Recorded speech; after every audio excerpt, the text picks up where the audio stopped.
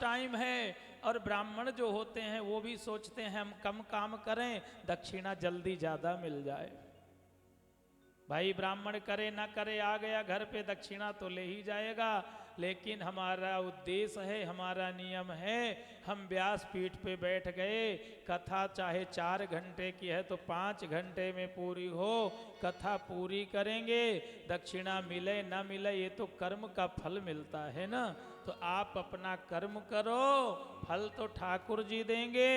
आप में हम में क्या सामर्थ्यता है किसी देने की? हम और आप तो एक माध्यम है, देने वाला तो परमात्मा है। जब हमारा नियम अच्छा रहेगा, आचार विचार अच्छा रहेगा, तो फल तो हमें जरूर मिलेगा। प्रेम से बोलिए। ठाकुर जी की कृपा है जो आप लोग भागवत कथा श्रवण कर रहे हैं। आप सभी आश्रम वासियों के द्वारा ये दिव्य भागवत कथा का आयोजन किया जा रहा है। सुनने को मिला कई वर्ष के बाद ये भागवत कथा हो रही है हमारे क्षेत्र में। ये ठाकुर जी की कृपा आप लोगों के ऊपर अब हुई है जो आप भागवत कथा सुन रहे हैं। और 7 दिन के अंदर प्रयास किया जाएगा कि आपको भागवत कथा ही सुनाया जाएगा, इधर उधर की व्यथाएं नहीं सुनाई जाएंगी। अब हमारी तो आदत होती है, आजकल लोग भी देख लेते हैं कि सामने वाले के पास सामान लेने लायक है कि नहीं है। तो हमारा उद्देश्य तो यही है, चाहे हम दिल्ली में सुनाएं, चाहे बंगाल में सुनाएं, चाहे बिहार में जाके सुनाएं, जो कथा यहाँ सुनाएंगे वही कथा दूसरे जगह भी सुनाएंगे, जो मर्यादा से है। आप सोचो हमारे अनुसार महाराज कथा सुनाए तो जो यजमान के अनुसार ब्राह्मण कथा सुनाता है वो कथावाचक हो ही नहीं सकता, वो तो गुलाम है जोरू का। प्रेम से बोलिए। और वो तो दक्षिणा लेने के लिए यजमान को खुश कर रहा है। तो ब्राह्मण जो होते हैं, जो विद्वान होते हैं, वो अपने नियम से कथा सुनाएंगे, पूजा करेंगे तो आपको फल जरूर मिलेगा। अब ठाकुर जी की कृपा हुई आश्रम वासियों पर, हरिनगर वासियों पर, बिहारी जी ने कृपा की है जो हम लोग कथा श्रवण कर रहे हैं। और कथा तो जीवन की व्यथाओं को दूर करती है। ये कथा क्या है?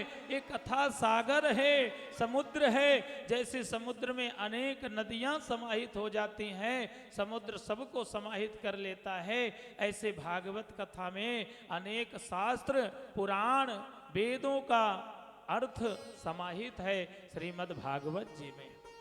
जो भागवत की कथा श्रवण कर लेता है, समझो उसे 18 पुराण, यानी 17 पुराण, 18वीं पुराण तो भागवत है, 6 शास्त्र, 4 वेदों की कथा श्रवण करने का फल प्राप्त हो जाता है। प्रेम से बोलिए। तो आप बड़ भागी हैं, ठाकुर जी की आप लोगों पर कृपा है। गर्गाचार्य मुनि वहां से वापस चले गए और माखन चोरी लीला प्रारंभ हो जाती है। भगवान कृष्ण का मुख्य उद्देश्य क्या है? माखन चोरी करना। ब्रज गोपियां सोचती हैं कि हमारी सासू माँ जो है नंद के लाला के दर्शन करावें, लेकिन हम लोक लाज के कारण दर्शन करने नहीं जा सकते। आप पूरब में जाओगे, गोरखपुर देवरिया साइड में ना, तो उधर जो नई बहू हैं कथा में कम आती हैं। एक बार हमने पूछा जहाँ रुके थे, क्यों जी आप लोग कथा में क्यों नहीं जाती? उन्होंने कहा हमारे यहाँ ऐसी लोक रीत है कि जो नई बहू है वो कथा में नहीं जाती है, नहीं लोग हंसते हैं।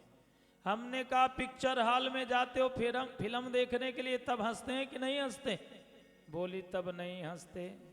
बाजार में जाके खड़ी होकर के समाज के सामने खड़ी होके चाट पकौड़े खाती हो, जब हंसते हैं कि नहीं हंसते? बोले तब नहीं हंसते।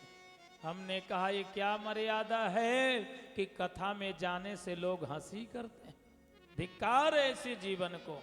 तो पहले तो नहीं आते, अब जहां हम जाने लग गए, गोरखपुर में हमने बहुत कथाएं की, देवरिया, गोरखपुर, बनारस क्षेत्र सबसे ज्यादा हमारी उधर ही चलती।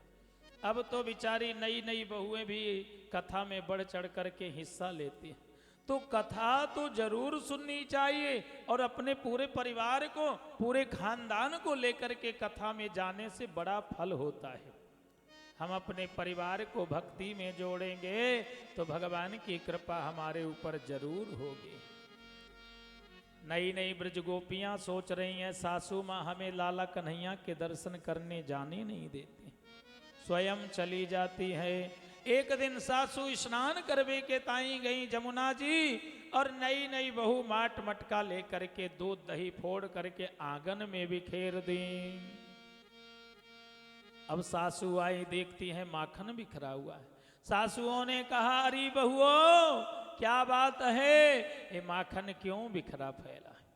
बहुओं ने कहा देखो सासू माँ, जो नंद को छोरा है ना, वो आकर के हमारे यहाँ माट मटकी फोड़ करके और माखन बिखेर गया है। वत्सान मुंचन क्वचिद समय क्रोश संजात हासं सेयं स्वास्थ्य दधिपया कल्पितैस्तैर्योगै मरकान् भोक्षन् बिभजति साचेन्यति भाण्डं भिनत्ति द्रव्यालाभे सग्रह कुपितो या तु पक्रोशतो कान। अब वो नई बहू कहने लगी सासू माँ, वो नंद को छोरा माट मटका फोड़ गयो है। सासू माँ ने कहा जाओ जाकर के शिकायत करके आओ, हम जाएंगी बात ज्यादा बढ़ जाएगी। आज मौका मिल गया लाला कन्हैया के दर्शन का। ब्रज गोपियाँ चल देती है जाकर के, और मैया यशोदा से शिकायत करती है अरे मैया तेरो लाला चोरी करवे जाए हमारे यहाँ। मैया यशोदा ने कहा अरे ब्रज गोपियो तुम कितना बुद्धि लगा रही हो। कोई कोई माता बड़ी बुद्धि लगाती है लेकिन वो बुद्धि पकड़ में आ जाती है। प्रेम से बोलिए। ब्रज गोपियों ने कहा अरे मैया हम बुद्धि नहीं लगा रही, हम सांची कह रही, आपके लाला कन्हैया हमारे यहाँ जाए के माखन की चोरी करें। मैया यशोदा कहवे लगी अरे गोपियो तुम्हें पता है मेरे यहाँ 9 लाख गाय है, दूध दही की नदी बह रही है, माखन की कोई कमी नहीं है, मेरो लाला तुम्हारे यहाँ चोरी करें? तुम झूठ मत बोलो, जब तक तुम प्रमाण लेकर के नहीं आओगी मैं मानवे वाली नहीं हूं। ब्रज गोपियों ने कहा मैया हम साची कह रही हैं, लाला कन्हैया चोरी करे। मैया ने कहा अरे ब्रज गोपियो यदि लाला कन्हैया तुम्हारे यहाँ जाए के चोरी करे कोई बात नहीं, थोड़ा सा माखन खिलाए दो। ब्रज गोपी कहवे लगी अरे मैया लाला कन्हैया अकेले न जाए, ग्वाल बालन को लेके जाए, बंदरन को लुटावें, माट मटकी फोड़ दें। मैया यशोदा ने कहा जब तक तुम प्रमाण लेकर के नहीं आओगी तब तक मैं मानवे वाली नहीं हूँ। ब्रज गोपियाँ मैया यशोदा से शिकायत करवे के ताई चल देती है माखन चोरी की। चित चोर मेरो माखन खाए गयो री, चित चोर मेरो माखन खाए गयो री, चित चोर मेरो माखन खाए गयो री, चित चोर मेरो माखन खाए गयो री, खाए गयो री, खाए गयो री, खाए गयो री, खाए गयो री, खाए गयो, खाए गयो, खाए गयो री, खाए गयो, खाए गयो, खाए गयो रे। उचित चोर मेरो, चोर मेरो, चित चोर मेरो माखन खाए गयो री, चित चोर मेरो माखन खाए गयो री।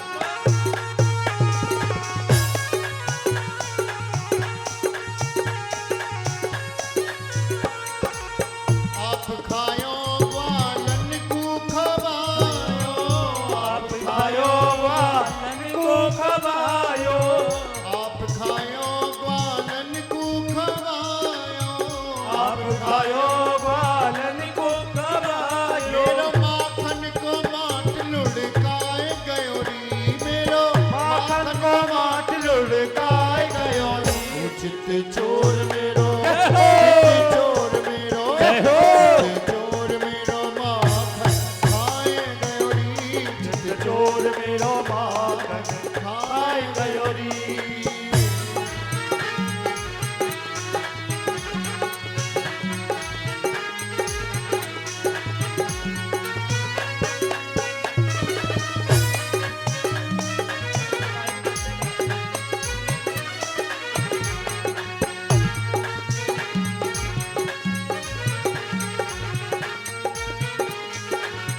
कछु खायो कछु नीचे गिरायो कछु खायो कछु नीचे गिरायो कछु खायो कछु नीचे गिरायो कछु खायो कछु नीचे गिरायो कछु बंदर को खबाए गयो री हाँ कछु बंदर को खबाए गयो री उचित चोर मेरो है हो उचित चोर मेरो है हो चोर मेरो माखन खाए गयो री चित चोर मेरो माखन खाए गयो री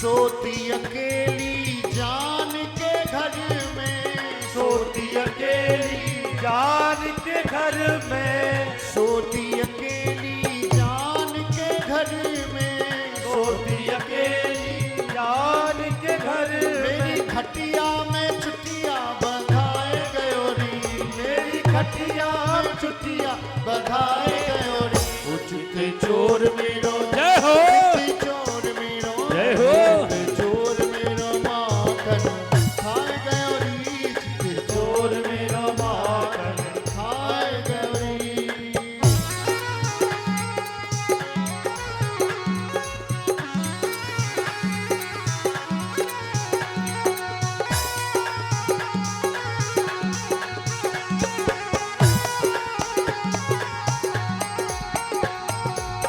वृंदावन की कुंज गलिन में वृंदावन की कुंज गलिन में वृंदावन की कुंज गलिन में वृंदावन की कुंज गलिन में तिरछी नजरिया चलाए गयो री तिरछी नजरिया चलाए गयो री उचित चोर मेरो जय हो चोर जय मेरो हो चोर मेरो माखन खाए गयो री चित चोर मेरो माखन खाए गयो री खाए गयो री खाए गयो री खाए गयो री खाए गयो री खाए गयो खाए गयो री खाए गयो खाए गयो खाए गयो री उचित चोर मेरो जय हो जय हो चोर मेरो जय हो चोर मेरो माखन खाए गयो री चित चोर मेरो माखन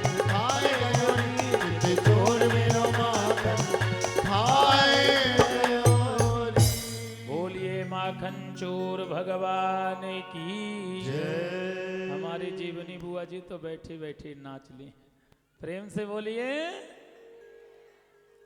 आगे चलते हुए आज मैया यशोदा ने कहा हरि ब्रज गोपियों जब तक तुम शिकायत प्रत्यक्ष प्रमाण लेकर के नहीं आओगे मैं तुम्हारी शिकायत नहीं सुनूंगा। कन्हैया ने ग्वाल वालों से कहा भैया देखो ये ब्रज गोपियां झूठ ही उलाहना दे रही हैं चोरी लगा रही हैं। अब हम सब ब्रज गोपी के यहाँ चोरी करें या ते पहले अपने अपने घर में करो। बच्चा जब चोरी सीखता है ना तो अपने घर से ही प्रारंभ करते हैं। यहाँ भगवान कृष्ण भंडार घर में घुस गए। मटकी की आवाज मैया यशोदा के कान में गई और मैया यशोदा दौड़ती भैया आ रही। कन्हैया समझ गए और वहां से भाग के टाण पे चढ़ गए। मैया ने कहा क्यों रे चोर तू ऊपर क्यों बैठो है चोरी कर रहा है। कन्हैया ने कहा नहीं मैया मैंने चोरी नहीं की। मैया ने कहा बेटा तेरे मोड़े में माखन कहाँ से लगे भयो है। कन्हैया कहने लगी मैया देख एक बिल्लू आकर के बिल्ली मटकी गिराए दी और मैं जल्दी जल्दी माखन उठावे लगे हो, वही समय पे एक मक्खी मेरे मुंह में आकर के जोर से गाल में काटी और मैं हाथ को लपेड़ा माखन को